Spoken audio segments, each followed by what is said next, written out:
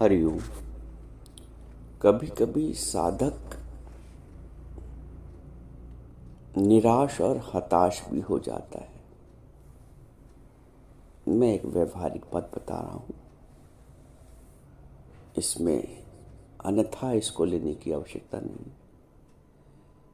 कभी कभी साधक परेशान भी होता है।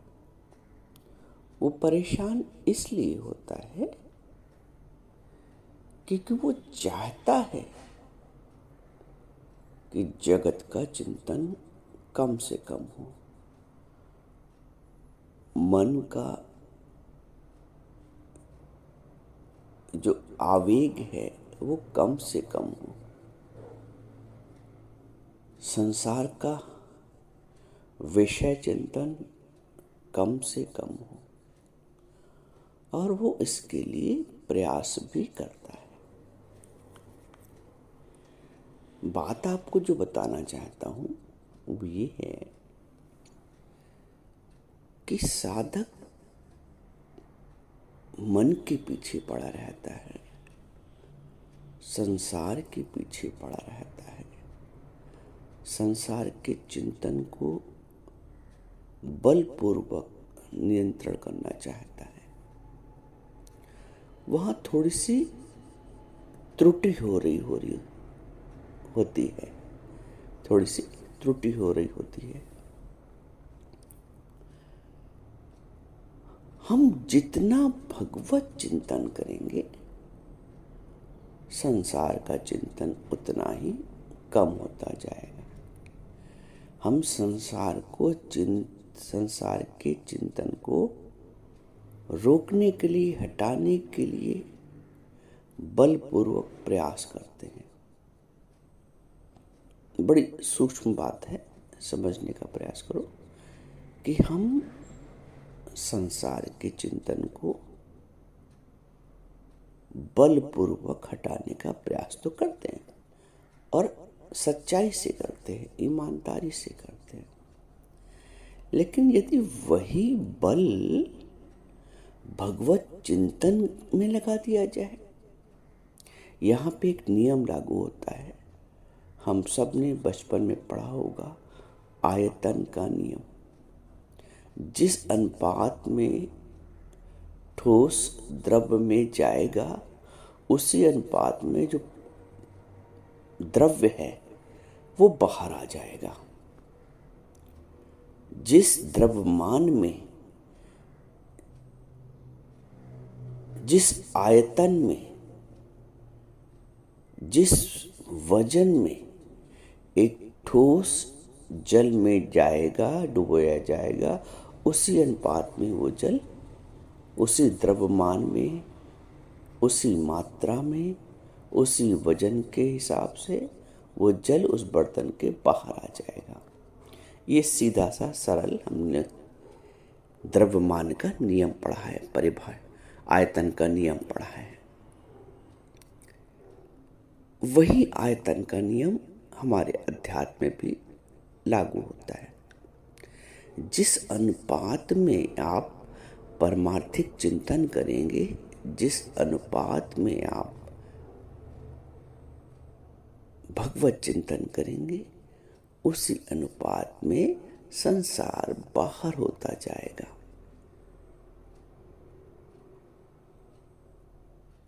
साधक प्रयास करता है,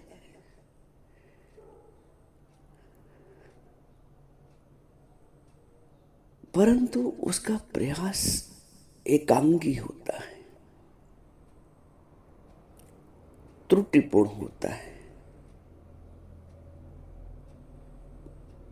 प्रयास होना चाहिए भगवत चिंतन की मात्रा को अधिकाधिक करने का, अधिक से अधिक।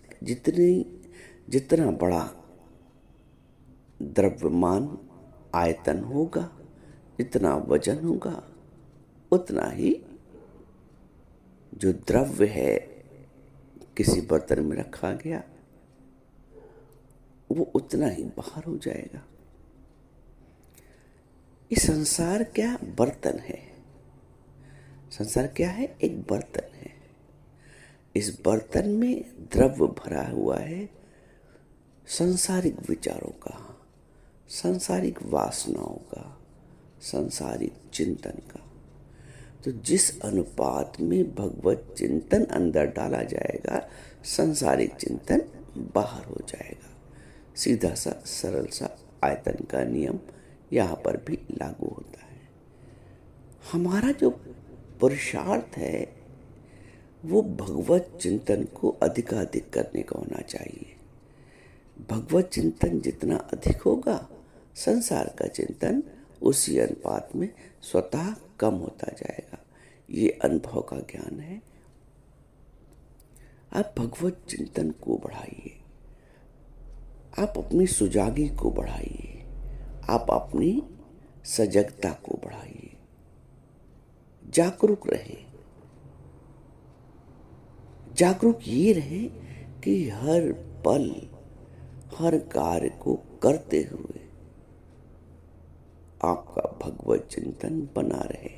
जितना भगवत चिंतन बना रहेगा, अधिकाधिक उतना ही संसार का चिंतन कम होता जाएगा। आप कोई भी कार्य कर रहे हैं, कहीं किसी भी स्थिति में हैं, भगवत चिंतन के लिए कोई क्रिया तो आवश्यक नहीं होती। संसार के कार्यों के लिए क्रिया की आवश्यकता है। भगवत चिंतन के लिए कोई व्यवहारिक क्रिया की भी आवश्यकता नहीं। मानसिक भाव है। जितना ही हमारी मानसिकता भगवत चिंतन की ओर होगी, हमारी मानसिकता सांसारिक चिंतन से बच जाएगी, उसमें डूबने से बच जाएगी। भगवत चिंतन का उसकी जो आवृत्ति है उसको बढ़ाओ। भगवत चिंतन की आवृत्ति जितनी होगी, फ्रीक्वेंसी, इंग्लिश से बोलते फ्रीक्वेंसी, भगवत चिंतन की आवृत्ति जितनी अधिक होगी, संसार के चिंतन की आवृत्ति घटती जाएगी। प्रत्येक कर्म में, प्रत्येक क्रिया में भगवत चिंतन, भाव का चिंतन, परमार्थिक चिंतन। देखो, कर्म जो करते हैं आप, या जो भी क्रिया आपसे संपादित हो रही है आपके शरीर से, तन मन से, वो सहज हो जाएगी। भगवत चिंतन यदि कर रहे हैं तो वो क्रिया आपकी सहज हो जाएगी, और उस कर्म के द्वारा जो प्राप्त थकान हो रही है, वो थकान से भी आप बच जाएंगे। ये भी मेरा अपना व्यक्तिगत अनुभव है कि जब भगवत चिंतन के साथ कोई कर्म हो रहा है, जब भगवत चिंतन के साथ कोई क्रिया हो रही है, तो क्रिया से उत्पन्न होने वाली जो थकान है वो अनुभव नहीं होती है। क्योंकि जो मन है जो थकाता, एक बात और भी, ये भी विज्ञान, शरीर बाद में थकाता है, मन पहले थका देता है, विचार पहले थका देता है। शरीर बाद में थकता है, पहले विचार, पहले मन थका देता है। अरे बहुत हो गया, जहाँ बहुत हो गया कि विचार आया, वही शरीर थक गया। आप लंबी यात्रा कर रहे हो, चल रहे हो, थकान उतना अनुभव नहीं होगी। लेकिन जहाँ आप रुक गए, घर में आ गए, भाव आ गया खाली कि बहुत चला है, वही थकान आ गई। कर्म करते, ये भी आपने अनुभव किया होगा अपने जीवन में कि कर्म करते हुए आपको थकान नहीं आती है। थकान तब आती है जब आप विचार कर लेते हो।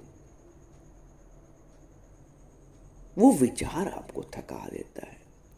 कर्तापन भी आपको नहीं थकाता है। कर्तापन का भाव, कर्म करने का भाव, कर्म ने नहीं थकाया, कर्म के भाव ने थका दिया। तो संसार के चिंतन ने हमको फंसा दिया। संसार के चिंतन ने हमें निराश, मायूस, हताश किया है।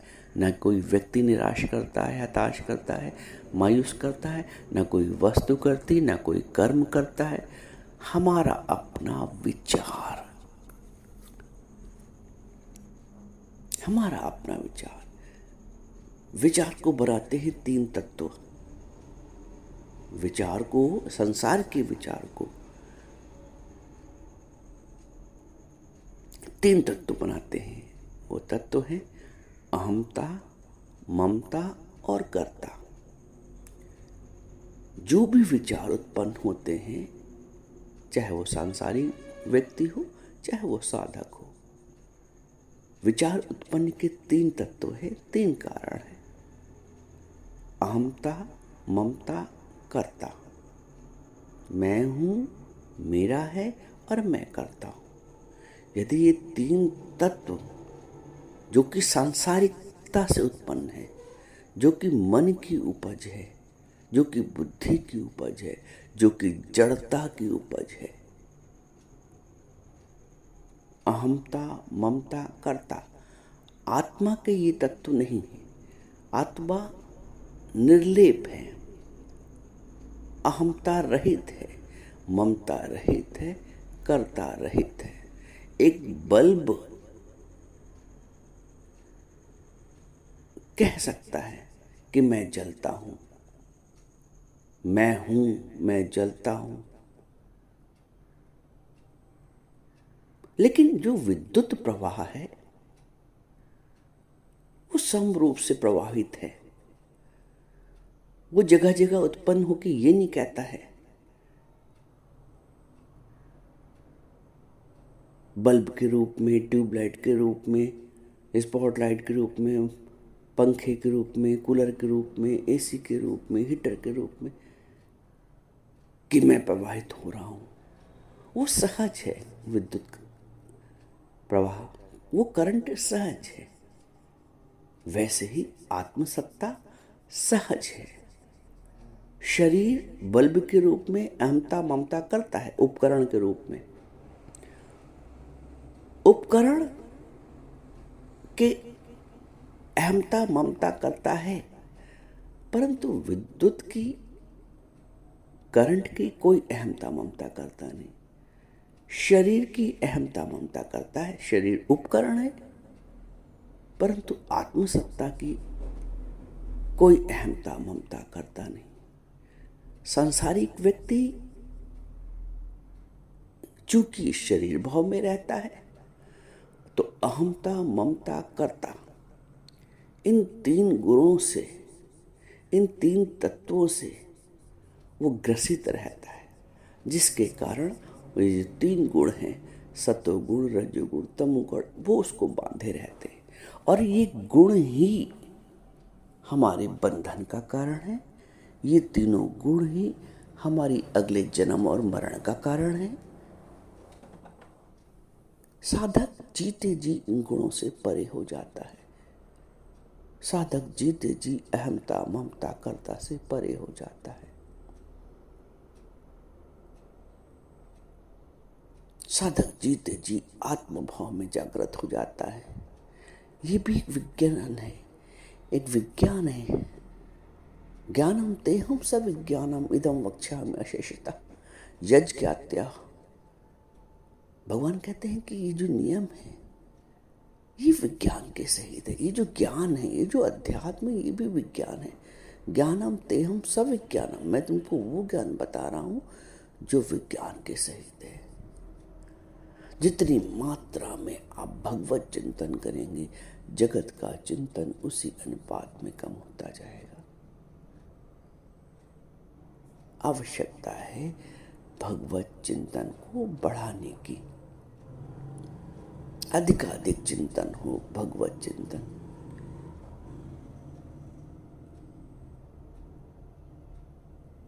राम का चिंतन ऐसे हो जैसे रोम रोम में राम ही रम रहा है। संसार का चिंतन सताता है, भगवान का चिंतन भाव से भरता है। संसार के चिंतन में तेरा मेरा है, मैं और तू है, अहंता ममता करता है। संसार का चिंतन बोझ से भरा है, भगवत चिंतन सरल, सहज, हल्का है।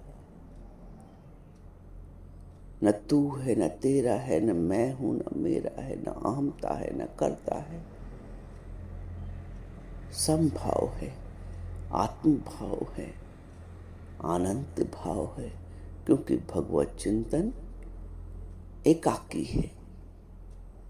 एकाकी यच्चित्तात्मा निराशे पर परग्रह। एकाकी चित्त वाला है जो भगवत चिंतक है, जो साधक है। और कास्तर किथे न काम, नानक जी बोलते हैं, मिल साध संगत भज केवल नाम। ये साधक की साधना है, भज केवल नाम। कर्म करत, हर चीज का तो उपाय बताया है शास्त्रों ने। नानक बोलते कर्म करत होए ने कर्मी। कर्म का त्याग नहीं बताया है, लेकिन कर्म करत होए नहीं कर्मी। निकर्मी कब हो पाएंगे? जब भगवत चिंतन के साथ कर्म होगा। प्रत्येक कर्म, कुछ भी करते हो, एक गृहस्थ में रह के जो भी कर्म सामने आते हैं उनको भगवत भाव से करो। भगवत भाव से जो भरा कर्म है, जैसे अभी आयतन का नियम बताया, तो जिस अनुपात में द्रव्य में वो ठोस जाएगा, उसी अनुपात में द्रव्य बाहर आ जाएगा बर्तन से। तो जिस अनुपात में हमारा भगवत चिंतन अंदर प्रवेश करेगा, संसार का चिंतन स्वतः ही बाहर आ जाएगा। स्वतः संसार के चिंतन को बाहर करने का चेष्टा मत करो, उसके पीछे मत करो कि बाहर चिंतन संसार का कैसे करोगे। कोई उसका उद्देश्य भी तो हो, क्यों करोगे, कैसे करोगे, कोई उद्देश्य भी तो हो।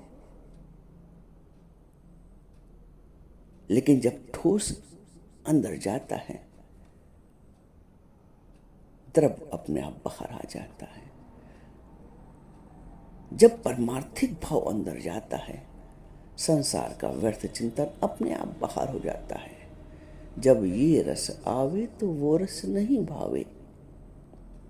ये एक साधारण सा नियम है। तो समस्त साधकों को ये समझना चाहिए कि हम संसार के चिंतन को हटाने का प्रयास न करें, मन को साधने का। सब लोग मन की साधना कर रहे हैं। सुबह उठ के मैं 4 बजे उठता हूँ, फिर चिंतन करता हूँ, फिर मैं साधना करता हूँ, फिर मन को एकाग्र करता हूँ। मुझसे बहुत लोग मिलते हैं और अपना अनुभव बताते हैं। क्या करें, फिर भी मन नहीं संसार का चिंतन बंद नहीं होता है, मन एकाग्र नहीं होता है। तो एक त्रुटिपूर्ण प्रक्रिया अपनाई है। हमको संसार के चिंतन को हटाना नहीं है, वो अपने आप हट जाएगा।